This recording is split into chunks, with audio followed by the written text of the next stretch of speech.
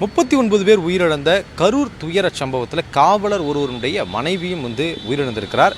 வேலுச்சாமிபுரத்தில் அதற்கு முன்னதாகவே இருக்கக்கூடிய காவலர் குடியிருப்பில் தான் காவலர் தெய்வேந்திரன், அதாவது டவுன் காவல் நிலையத்தில், கரூர் டவுன் காவல் நிலையத்தில் போக்குவரத்து பிரிவில் முதல் நிலை காவலராக தெய்வேந்திரன் இருக்கிறார். அவருடைய மனைவி உயிரிழந்தவர்.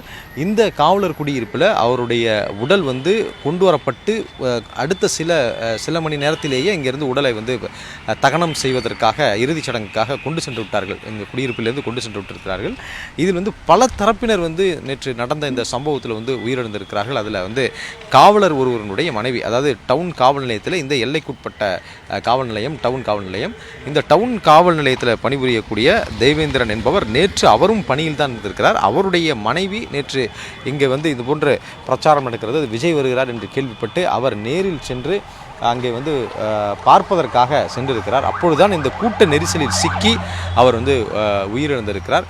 பணியில் இருந்த காவலர் இதற்கான அந்த போக்குவரத்தை சரி செய்யக்கூடிய பணியில் இருந்தவர் பணியை முடித்துவிட்டு ஒரு மனைவியை தொடர்பு கொண்ட போது அவர் தொடர்பு கொள்ள முடியவில்லை. அதற்கு பிறகுதான் தகவல் தெரிந்து அவர் அதற்கு பிறகு மருத்துவமனைக்கு உடல்களை நேரில் பார்த்ததில் அவருடைய மனைவியினோட உடல் அங்கே இருந்தது தெரிய வந்திருக்கிறது. அவர் தற்பொழுது நேற்று முழுவதும் தான் அந்த பிணவரையில் தான் அவர் இருந்தார். அவருடைய உடல் அவரிடம் ஒப்படைக்கப்பட்டு இன்று காலையில் இந்த சுகன்யா என்ற அந்த பெண்ணினுடைய உடல் தற்பொழுது மின்மயானத்திற்கு கொண்டு செல்லப்பட்டிருக்கு, இறுதிச் சடங்குக்காக கொண்டு செல்லப்பட்டிருக்கிறது.